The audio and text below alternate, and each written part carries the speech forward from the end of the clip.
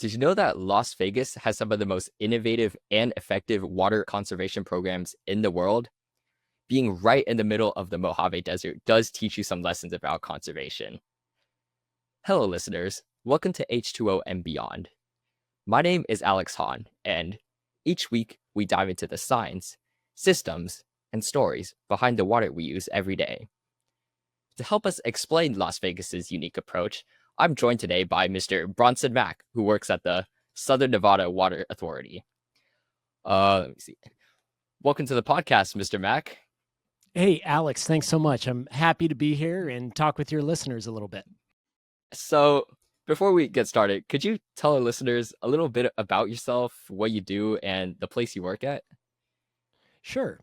So I am the outreach manager for the Southern Nevada Water Authority and the Las Vegas Valley Water District. And my job really is to communicate with members of the public, with customers, help them understand some of the priorities and objectives of our organization, communicate about water conservation and water resources, and also work with reporters on stories and really just be a liaison between our organization and the public.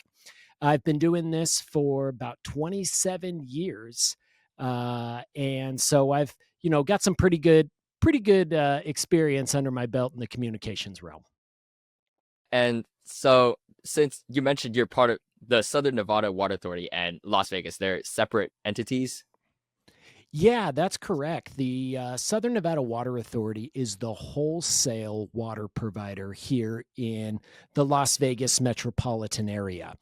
SNWA is responsible for managing our water resources, treating our water that we get from the Colorado River, which we access from Lake Mead, delivering that water to the different utilities like the Las Vegas Valley Water District. SNWA also handles all of our regional conservation activities, managing water quality, testing water quality. Yeah, it's an interesting approach that we have to collaboratively managing our water resources because SNWA, it's not just a standalone organization. It is comprised of 7 member agencies. And those 7 member agencies are all of the water utilities that are within the Las Vegas metro area, as well as our wastewater agencies, because we do a lot of water recycling. So we kind of do a total water management approach here in Southern Nevada. At the utility level, the Las Vegas Valley Water District is the largest retail water utility in the Las Vegas area. The Las Vegas Valley Water District receives their water wholesale from SNWA. It's already treated. It's already meeting drinking water standards. And then we distribute that water out to our customers. Now, kind of the interesting aspect is that when the Southern Nevada Water Authority, the wholesale water provider, was created in the 1990s, all of those 7 agencies that got together to form SNWA decided that the Las Vegas Valley Water District would serve as the managing agent for this wholesale water provider. So there's a lot of shared resources between the Las Vegas Valley Water District and the Southern Nevada Water Authority. You get some economies of scale being able to do that. It also keeps our agency rather nimble, and we don't have to have duplicative processes where you've got engineers on the SNWA side and engineers on the Las Vegas Valley Water District side. Instead, those are shared resources. The engineers, the administrative functions, those become shared resources. And then that's a cost savings ultimately to water users within our community. It's a novel approach, but it's one that has worked very well for us here in the middle of the Mojave Desert. Yeah, this is sort of the first time I've heard of such collaboration between, all these utilities, companies, entities in one area. So, like you said before, if you have engineers like from different areas trying to work together, it might get a little hard. So I can see why you guys chose this route over probably the traditional one that most other cities follow. Yeah, and again, Las Vegas is rather unique. I mean, we may live very closely to our water supply here, Lake Mead being just over the hill from where we are, about 20 miles away. But we have very unique challenges when it comes to water resources, managing that water supply. We have a finite water supply. So it really is an all hands on deck approach to conserving that water and having all of our water utilities being a part of the decision making process at the wholesale level. It then trickles right on down at the retail level, and we're all able to really speak with one voice and have unified policies across our various jurisdictions. Great. Thank you for that intro. And so now for our listeners, could you give us some context as to where Las Vegas gets its water from? Because I mean, I know you guys are right in the middle of the desert. Yeah, Las Vegas being a city in the middle of the desert, we have really been on a journey to become more of a desert city. And we've done that through water conservation. And that's been critical for us because 90% of our water supply comes from the Colorado River. And the Colorado River is supporting 40 million people. There are 40 million people that depend on water from the Colorado River in 7 states, as well as those in the country of Mexico.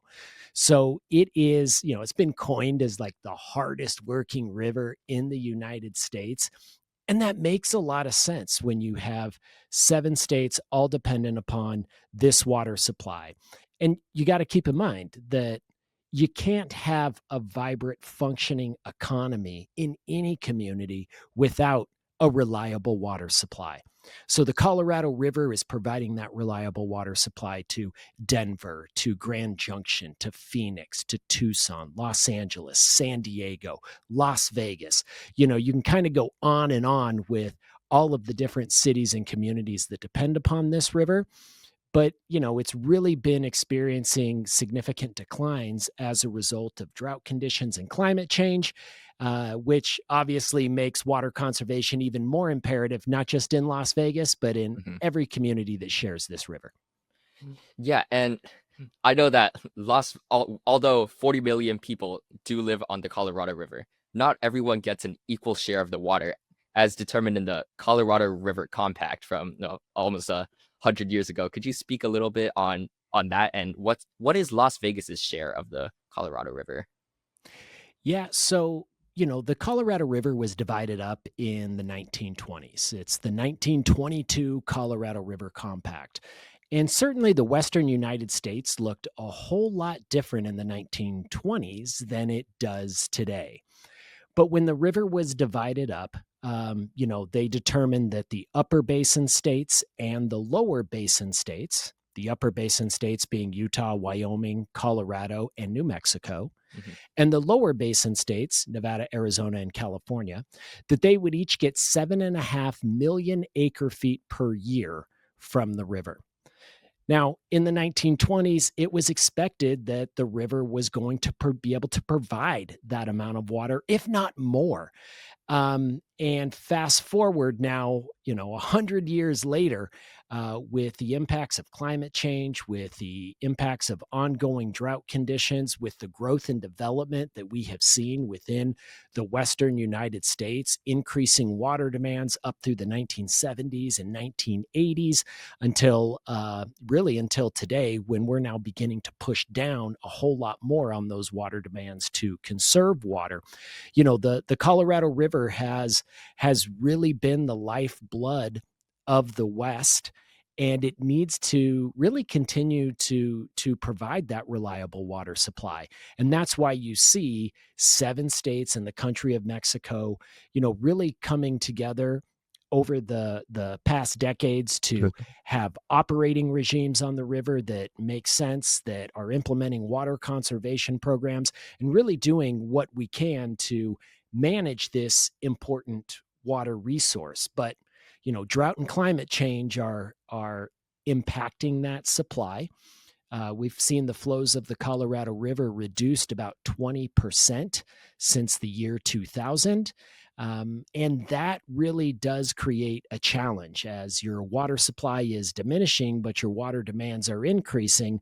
Well, those two things are on the exact same train track, headed for a full on head on collision. And so, that's why we have seen such considerable effort taking place in communities like Las Vegas and Phoenix and Tucson and Los Angeles. And Denver, for that matter, to conserve and use that water efficiently. Yeah, I know Las Vegas is experiencing a bit of like people are starting to move in Las Vegas while the water supplies are diminishing at the same time. Is that correct?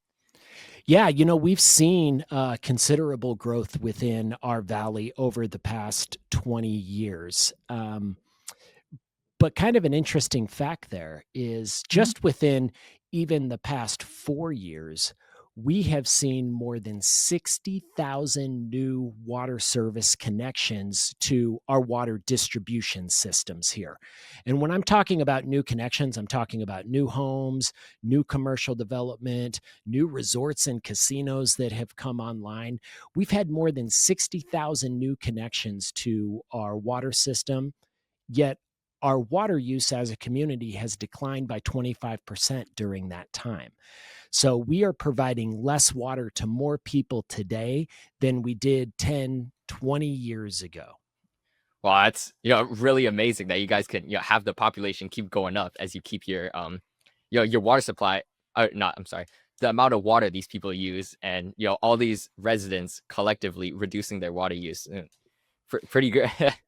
Yeah, and you make a point there where you say all of these residents collectively reducing their water supply. And that's what we've seen here in Las Vegas is I mentioned it's an all hands on deck approach, but it really is.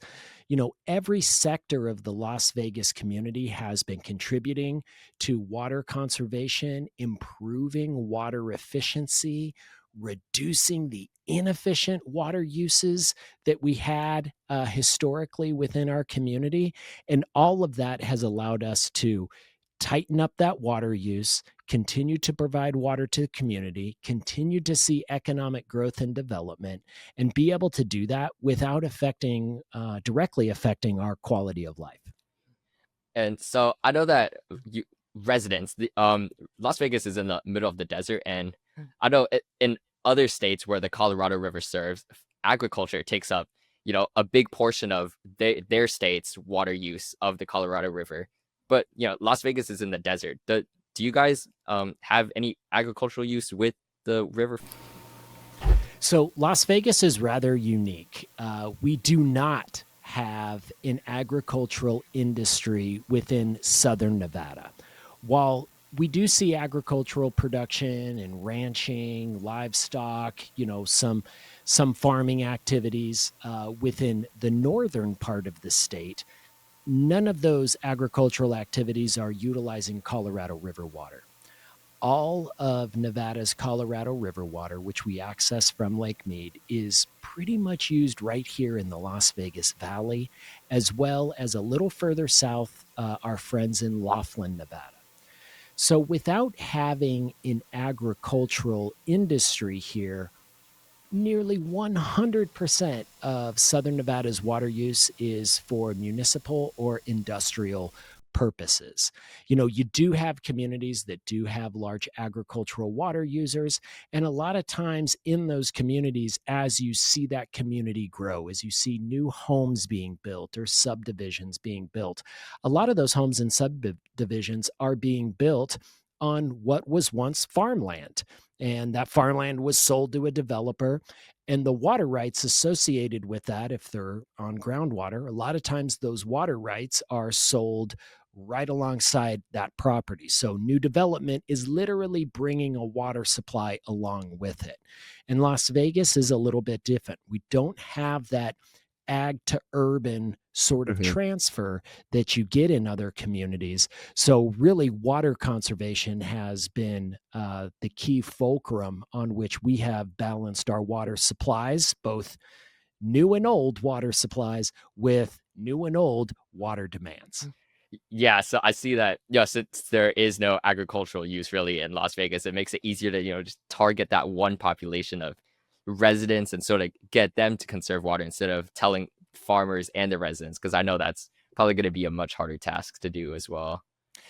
Yeah, we're rather I guess you would say it's a homogenous community, that the Yeah. vast majority of us are, residents here, and it's really commercial and residential water use. Of course, the Colorado River in and of itself does support a whole lot of agriculture, and every time you or I or folks in the Midwest or even in the East go to that produce aisle of the grocery store, more than likely they are selecting fruits and vegetables that were grown with Colorado River water, mostly in the Southern California and Arizona areas. I see. So I'm gonna make a little jump here onto what our listeners might find the most interesting part of this episode. What makes Las Vegas's water conservation efforts so unique compared to other cities in America? Well, I get asked that question a lot, Alex, Mhm. and I really think that what makes our conservation approach unique is the fact that every sector of our community, whether you're a casino on the Las Vegas Strip, you're a school, you're a restaurant, you're a mom and pop shop, or a resident in a single family home, everybody is contributing to our water conservation programs and policies and achievements. We did not place conservation just on the backs of casinos. We did not place conservation just on the backs of residents. Every sector has some skin in the game. And we've really done that through policies, pricing, programs which provide incentives for people, and then practices. How are we practicing our individual water use on a day by day basis? Because, conservation is not set it and forget it. Conservation is really more, what have you done for me lately? What have you done to conserve water today, in addition to what you did yesterday, and in addition to what you're going to do tomorrow? And so we have a whole suite of conservation programs. We have very progressive water conservation policies that are baked into new development, new businesses opening up, or even in time of day watering restrictions on when you're allowed to irrigate your grass or your landscaping. And so everybody has some skin in the game, and it really is that collective mosaic approach that we have taken to our conservation programs that makes it successful. I see. And I heard that you guys reuse all of your indoor water, well, to in order to sort of like the Orange County system that we talked about in our one of our previous episodes. You guys do something similar to that as well? Yeah, we sure do. And by the way, I really love that episode with Orange County and Thank you. hearing about their large scale water recycling. So here in Las Vegas, we use water in one of two ways. We either use water indoors or we use water outdoors.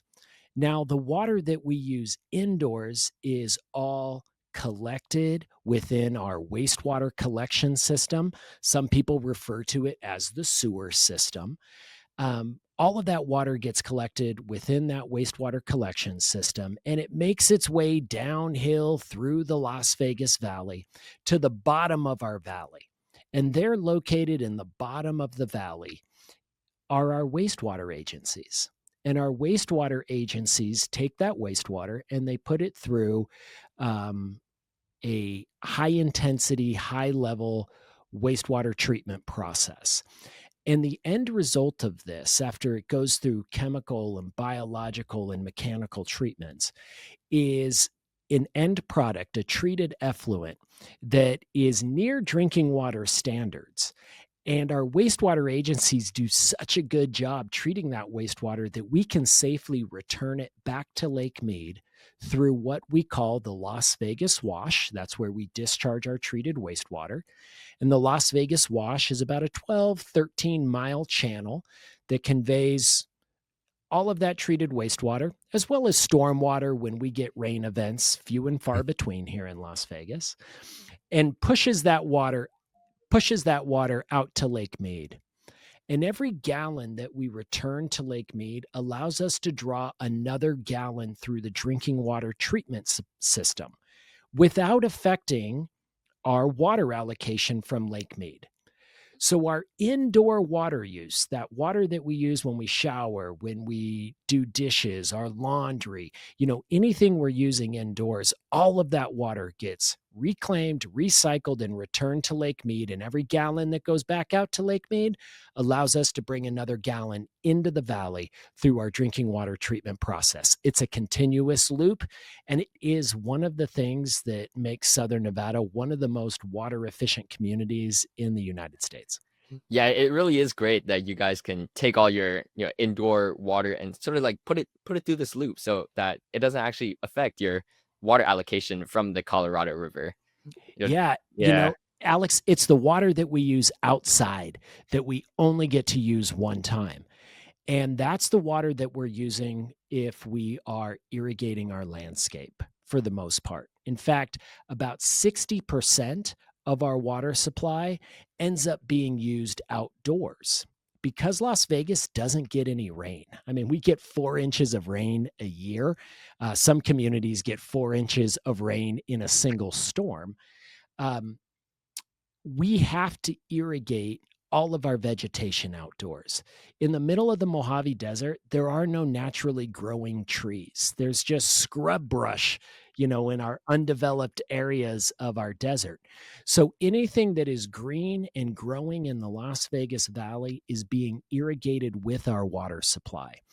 And recognizing that being such a big impact, a big consumptive use of our water resources, we've been able to really focus a lot of our conservation efforts on reducing our outdoor water use. Because again, that indoor water use, it doesn't have an impact on our supply. It's Yeah, the you guys water can we just use focus on the outdoors. outside ones instead now, right? Yeah, we make conservation pretty easy, actually, Yeah. especially if you're a resident. Focus on your outdoor water use. Exactly. Yeah, because when you use this water outdoors, it just evaporates right into the air. You can't even capture it, right? Yeah, and one thing that we have also seen is, certainly back in the 90s and into the early 2000s, is that the vast majority of us who lived in residential properties, we were over irrigating our landscape. Most of us had grass, front Mhm. yard and backyard, wall to wall grass, and the irrigation of that grass, it's kind of a little tricky thing if you're not educated on it. In high school, I'm going back to the 1990s. When I was in high school, I took care of the grass at my mom's house, in our front yard and in our backyard. I never once changed the irrigation schedule of that grass. It watered every day, 365 days a year, every single morning. And now we have been able to educate our community to help them understand that's not an efficient use of our water supply. You don't even need to have grass at your property when we've got grass at schools and parks that you can go play on. So we have put forth programs to convert grass to drip irrigated trees and plants.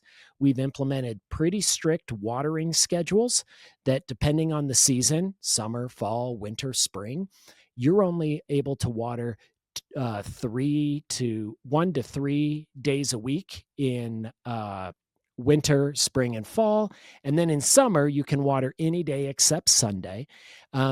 So we've got some pretty progressive rules when it comes to using water, especially outdoors. And this community has accepted those rules and really is following those rules. And that's one way we've been successful in conserving.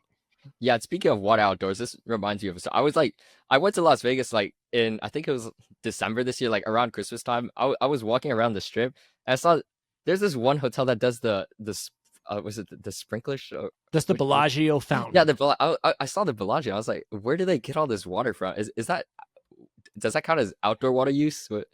Yeah, that does count as outdoor water use. But I got to tell you, one thing that the Las Vegas Strip is really good at doing is selling this facade of excess here in Las Vegas. Yeah, how do y'all have so much water here? Yeah. So, a couple things there. First of all, the resorts on the Las Vegas Strip, they were really the early adopters of water conservation because it had a direct impact on their bottom line. So even before we had our current water conservation policies and programs in place, resorts were already having to submit water efficiency plans. They were doing unique things like dual plumbing within their hotels to capture gray water, to be able to treat that water and use it in water features. That was the case at the old Treasure Island Hotel and the old Mirage Volcano water feature. The Bellagio itself, however, doesn't utilize any Colorado River water. They have a private well at that property, and that well actually used to be used to irrigate a golf course that used to be on the site of the Bellagio and the Dunes Hotel that was there back in the 80s, even going back into the Mhm. 1960s. And so they repurposed the use of that well to fill the Bellagio fountain. So it's not using any of our water supply. But what is unique about it is the fact that people come from all over the world to come to Las Vegas. And one of the top things on their list is to stand on Las Vegas Boulevard and watch the Bellagio Yeah, fountain that was do its me. performance. Yeah. Right. So oddly enough, like, even though that the fountain isn't using any of our drinking water, it provides an economic benefit because it is one of those things that when people visit Las Vegas, they want to go see and they want to go do. So it's that balance between utilizing water efficiently, the facade of the Las Vegas Strip in its excess. But the realities that we have here is that the water efficiency gains we've made in this community really make us a leader in water conservation, even though the Bellagio fountain might look like a wasteful water use. Yeah, I from what I've heard now, you guys are doing a really great job at just at least on the outside, showing everyone like, hey, we have all this water here, and I mean, pretty unique. Being in the middle of the desert, you have like a water fountain show. Yeah, and the Las Vegas Strip is the economic engine of our community, and our community is the economic engine of the state of Nevada. But even with that, the hotels and resorts in Las Vegas, they use or consume less than 6% of our water supply, but they are our number one economy, our number one employer. It's a modest investment in water resources that we make with the Las Vegas Strip in order to get huge economic returns. Because remember, you could turn on every shower and every faucet in every hotel room, and you could let it run 24 hours a day, It would never reduce 365 the days, water in Lake Mead, and right? it wouldn't reduce the water in Lake Mead. That's right, Alex, because all that water gets recycled sustainably back to the Colorado Yeah, River. I would have never thought these, casinos would be like some of the earliest adopters of Las Vegas's, unique water conservation approaches. I did not expect that. Well, when you have casinos as your Mhm, number one industry, and they're selling that facade of excess, water is one of those things that helps sell that facade. mhm. So, it certainly made sense in the 1980s as we were looking at ways in which we could improve water efficiencies, that they were one of the first industries that we approached and the first industry to be extremely receptive. And now they're all receptive and they're all playing a role within our water conservation strategy. See, yeah. And I heard you guys have a water police in Las Vegas. Yeah, we have water cops. We like to call them water waste investigators. But what they do is first of all, they are out there in the community. They're in highly visible vehicles that are noted as being water waste enforcement. They use the tagline to conserve and protect. And their job is to make sure that there isn't any water flowing in the gutters of our community. I talked a little bit about the fact that when I used to take care of the lawn at my mom's house, the house I grew up in, I never changed that sprinkler clock. Yeah. The other thing about that irrigation system on that particular patch of grass, however, is that that water flowed right across the sidewalk, right into the gutter, and went right on down the street. I didn't realize how wasteful we were being with that water use and not keeping that water on the property. overwatering that grass. And that's what the water waste investigators are looking for. They are looking for any water that is coming off of a property. A lot of it is being generated by irrigation systems that are watering grass. We also get reports from people within the community to let us know that there is water waste taking place either in their neighborhood or in their HOA, or maybe it's their neighbor themselves. While we encourage people to knock on the door and provide a friendly update to the neighbor to let them know that they have water waste, not everybody is comfortable doing that. So we provide a mechanism where the public can reach out to us, let us know the day and time in which the water waste is occurring and the particular property where it is happening, and our water waste investigators will go to that property. If we identify and document that there is water waste, there is water flowing off of the property into the public right of way, the first thing that happens is that property owner receives just a warning notification for us. We let him know that there is an issue that they need to correct. But then we go back to that property about 14 days later at that exact same day on that exact same time. And if that water waste is still occurring after they've received notification, then they're going to get a water waste violation. And that comes with an $80 fee associated with it. Wow. And if the water waste doesn't stop, if they don't take the corrective action, that $80 fee will double to $160 and then $320. I mean, we go all the way up to $1,200 in water waste fees. But fortunately, Alex, almost everybody responds when they get that first warning letter, because nobody wants to end up paying a fee for water waste. And the vast majority of our property owners here in Las Vegas take corrective action as soon as they know that there is an issue. So we're very fortunate in that sense that we don't have to issue a lot of fines, but it is there in the event we need to. I mean, I think all of the people down here in Georgia, conservation, and it's not, it's not as widespread as you and strict as you guys in Las Vegas have it. Like where we wash our cars, the water just trickles right down the street into the sewer. I think everyone would get arrested. Well, I'll tell you this, you brought up car washing, Alex. And when we put our conservation program together in the early 2000s, one of the things that we did was we put together a citizens committee. And we had representation from just about every sector of our community, the business sector, the residential sector, the gaming sector, the construction sector. We brought all of these different groups together and shared with them the challenges that we were having, seeing water demands increasing, but the impacts that we were seeing on the water supply as a result of drought and climate change, right? You had increasing demand and reducing supply. And so putting this citizens committee together, they helped us identify some of the key things that really are, kind of the hallmarks of our conservation program today. And one thing that we had initially stated in there was no car washing in your front yard. You have to go to a commercial car wash because they recycle and reclaim that water and it can be returned back to Lake Mead. Well, when we implemented that policy, we heard from a sector of our community that we hadn't considered, and that's the custom car sector of our community.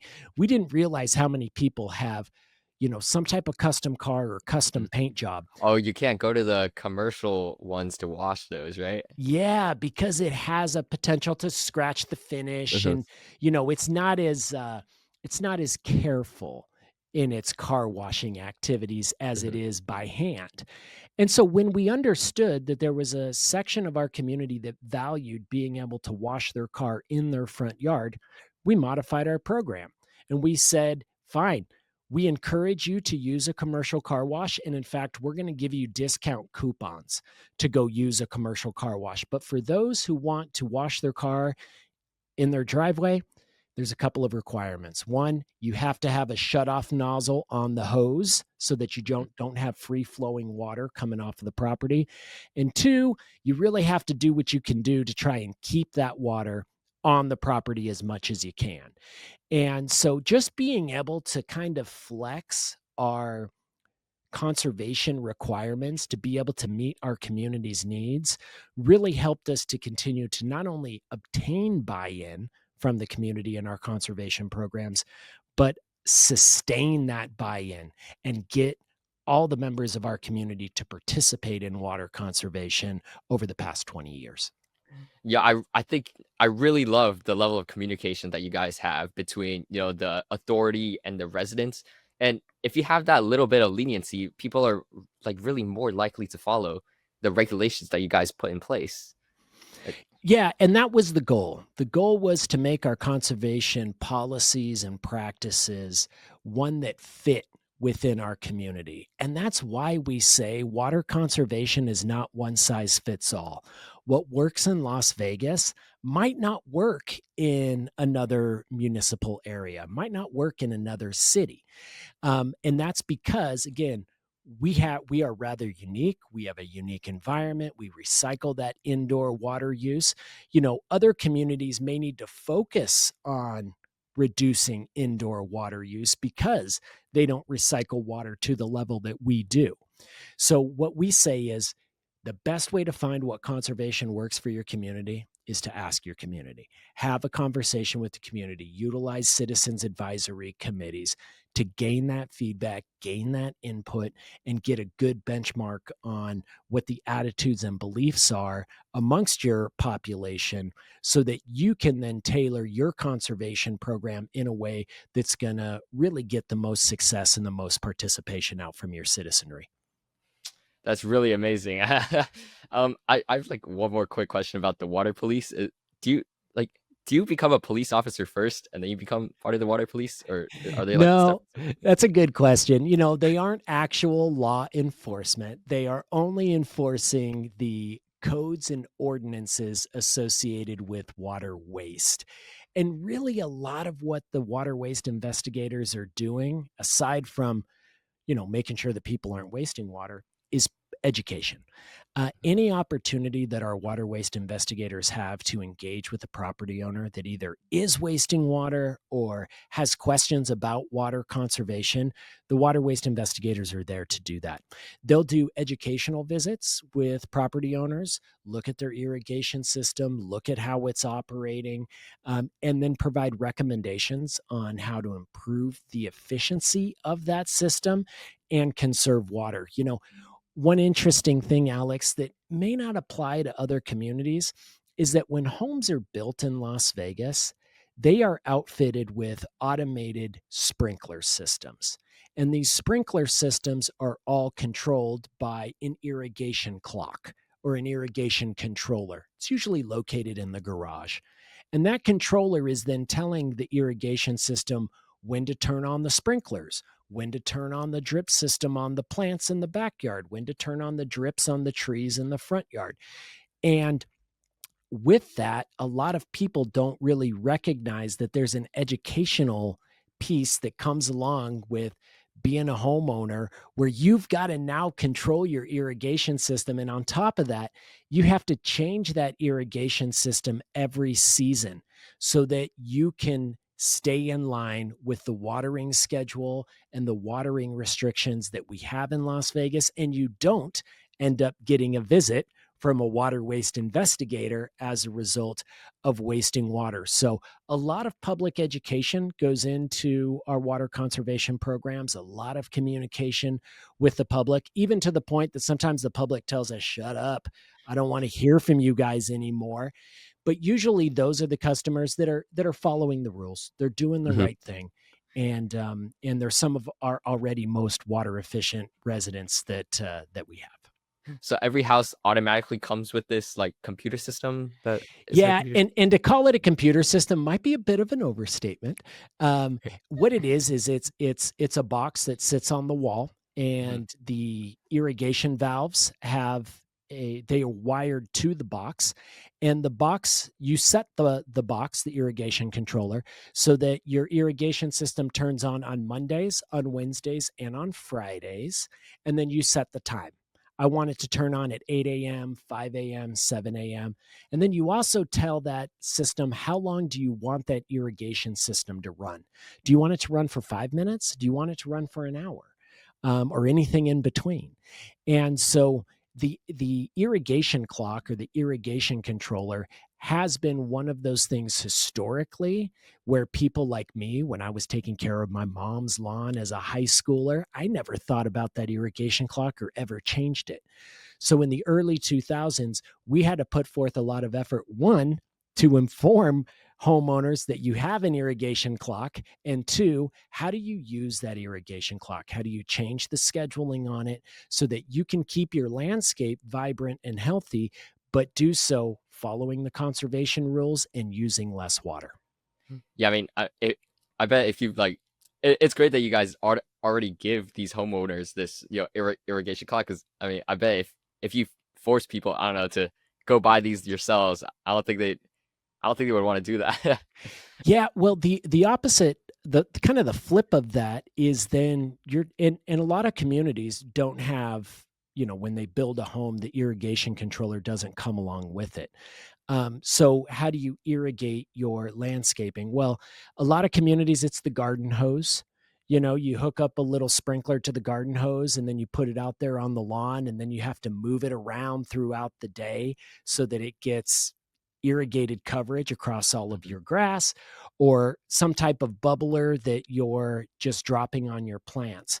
Um, those kinds of irrigation practices become very inefficient because people forget that they need to move that sprinkler. They let the sprinkler run for an hour rather than just for a few minutes. So the irrigation controllers that are installed on almost every residential home in Las Vegas are an absolute blessing, but they were also a little bit of a curse until we were able to really educate the community on how to use them. And now everybody has a very good sense of how to use their irrigation clock, or they have their landscaper come and help them set their irrigation clock. And all of that has helped to significantly reduce our consumption of Colorado River water over the past 20 years. Yeah, yeah. Just last week, my dad made me install an irrigation clock in our backyard. It's kind of a pain in the butt to do. Oh, you found it to be kind of a challenge. Yeah. Yeah, yeah. It certainly can be. There are a lot of them that are very simple. In fact, I've changed out my irrigation clock under one of our SNWA programs, where we provide an incentive to upgrade your irrigation clock to a smart irrigation clock, and then you control it all with your mobile Oh, device. wow. And so doing that, we're all very familiar with mobile devices. We're all pretty proficient at being able to use apps Mhm. to, do things throughout our daily lives. So we have seen very good response in property owners getting rid of their old manual setting irrigation clock, going with a smart irrigation clock so that they can just set it right there on their smartphone. It's been another good successful program for us. And how do you guys communicate with the citizens? Through like online ads online, or We have a number of communication tactics that we utilize. Certainly, advertising is a big element of our mass communication. Usually, we are placing advertisements on television and radio primarily to communicate the change in the seasons so that the public will go out to their sprinkler clock and reset that sprinkler clock, that irrigation clock, so that it is following the seasonal watering restrictions.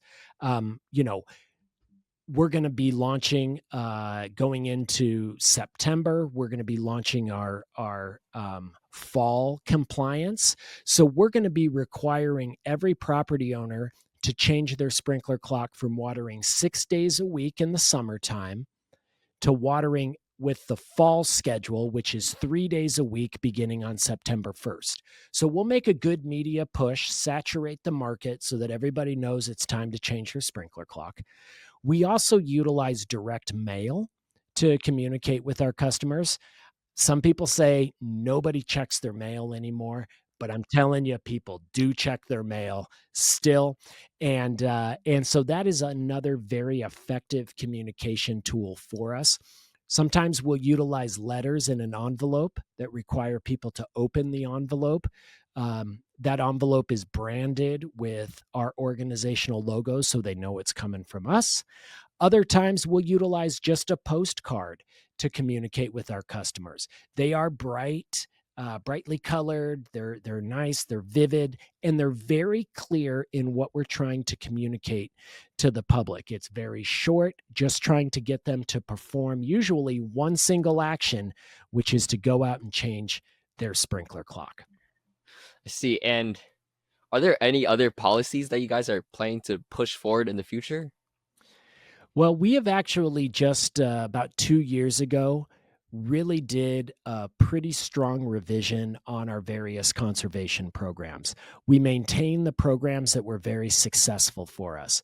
Turf conversion. We pay property owners $3 a square foot to replace their grass with drip irrigated trees and plants.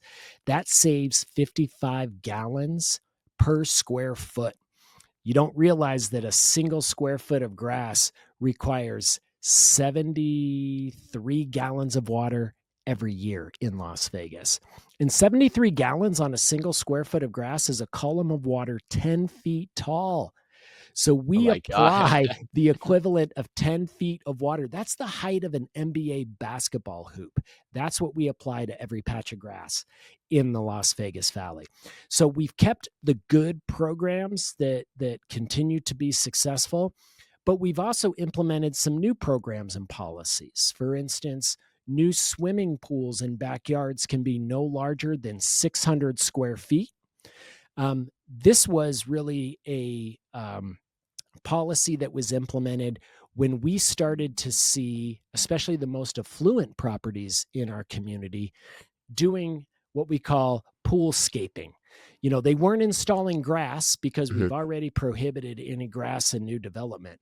So a lot of these more affluent homes, newer homes being built, were installing not just a swimming pool, but a swimming pool that has like a moat that goes around the house, or multiple swimming I've pools. never heard of It that before. is, and I'm telling you, some of these properties really were putting in such a large swimming pool that all they're really doing is watching water evaporate from their backyard. Because, when you think about these more affluent homes, these usually aren't the primary residence of Mhm. the property owner. This is the Las Vegas home. So these aren't homes that are, number one, occupied year round, or number two, that swimming pool isn't used every day and every summer. Whereas the swimming pools down on the Las Vegas Strip and the hotels that we have there, those swimming pools are serving tens of thousands of people every year. Your backyard swimming pool at best is serving tens of people every year. So we wanted to make sure that we weren't causing more issues by prohibiting grass and allowing property owners to just install a lot of open body of water on their property. So pool size limitations is one that is relatively new. It has been well received by our community. And the other one is a prohibition on evaporative cooling. Evaporative cooling is a very common type of cooling, especially in the desert Mhm. Southwest, where literally hot air is pulled out of the building and then blown through a spray of water. And as that hot air passes through that water, it cools the air before it goes back into the building as air conditioning. But through that process, water evaporates. It's our second largest consumptive water use in our community. So we have put a moratorium on installing evaporative cooling in new development. And that's because mechanical cooling, while it might be a little bit more expensive and a little larger footprint to install in new development, it is water saving. It does not consume the same amount of water as evaporative cooling. So those are really two newer policies and programs and ordinances that have been put in place. And I guess the third one is that we are now requiring all commercial development that exists in our community to remove and replace its non-functional grass. This is grass that provides no recreational value to the community. And I'm talking about grass at a dentist office, grass next to the drive through of Yeah, we fast we really food, don't need those. right? We don't need those. That's grass that's just drinking our water supply, and these property owners have until the end of 2026 to replace that grass and get their property in compliance with Nevada law.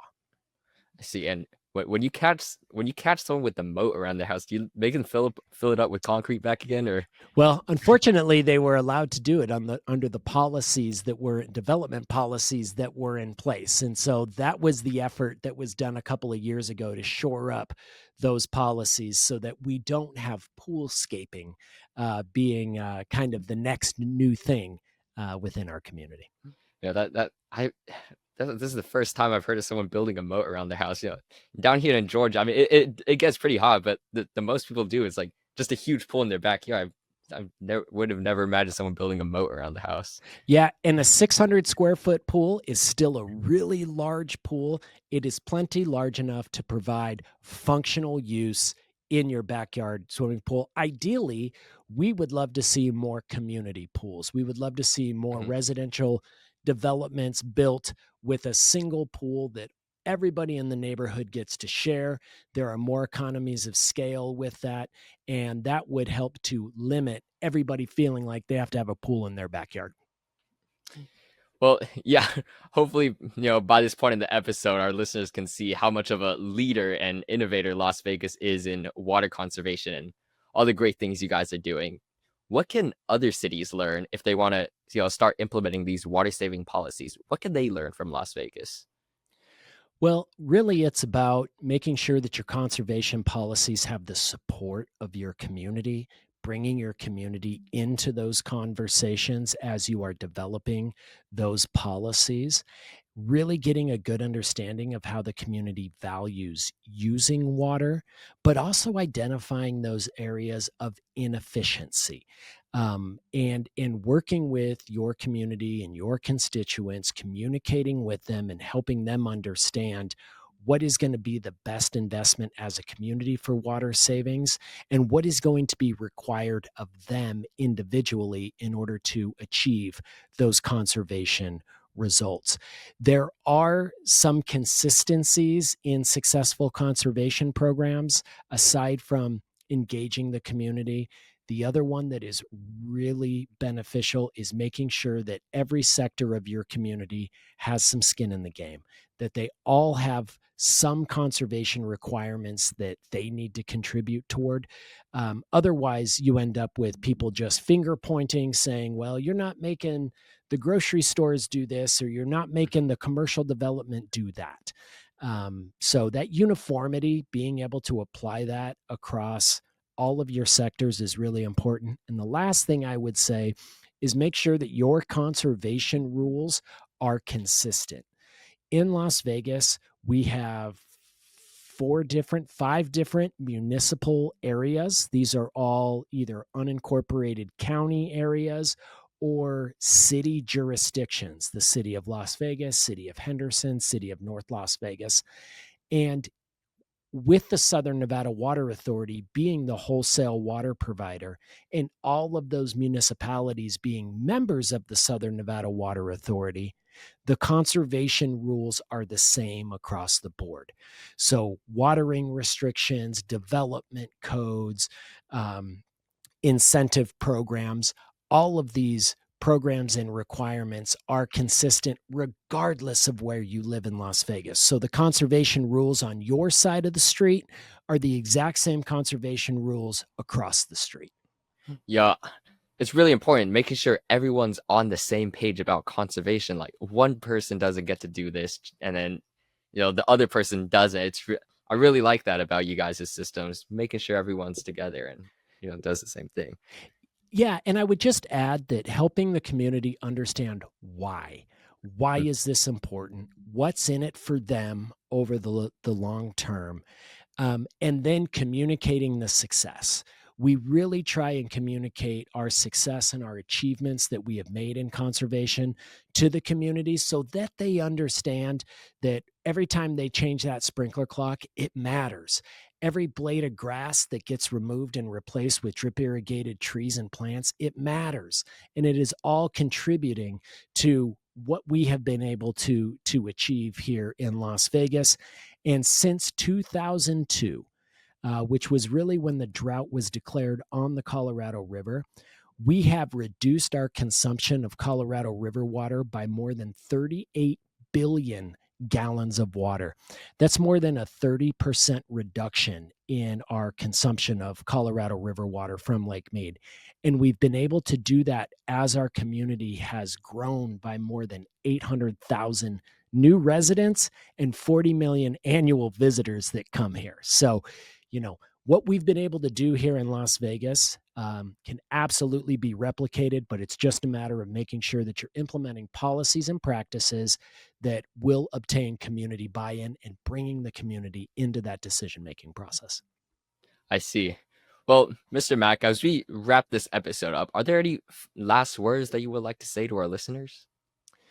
We're all connected through water.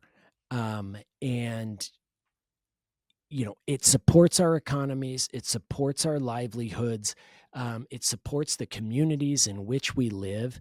But there is a finite amount of water on this planet. And yes, technologies are going to improve in desalination and atmospheric water generation. These are all, good prospects for the future. But as we stand today, it is imperative that we are all using this resource as efficiently as possible. And it's up to us as water managers to give our communities the tools to be able to use that water as efficiently as possible. We're all in this together. Well, Mr. Mack, thank you for joining me on H2O and Beyond today. It was a pleasure having you. Thanks so much for having me, Alex. And for you listeners, you can learn more about Las Vegas's conservation efforts through their website or the various social media reports they're involved in. And I'll link the Southern Nevada Water Authority in socials in the description down below as well.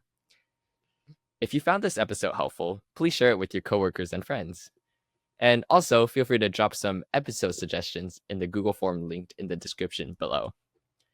Make sure to check out our link tree as well in our bio to follow the H2O and Beyond socials so you stay connected. I'm Alex Hahn. Thank you for listening to H2O and Beyond.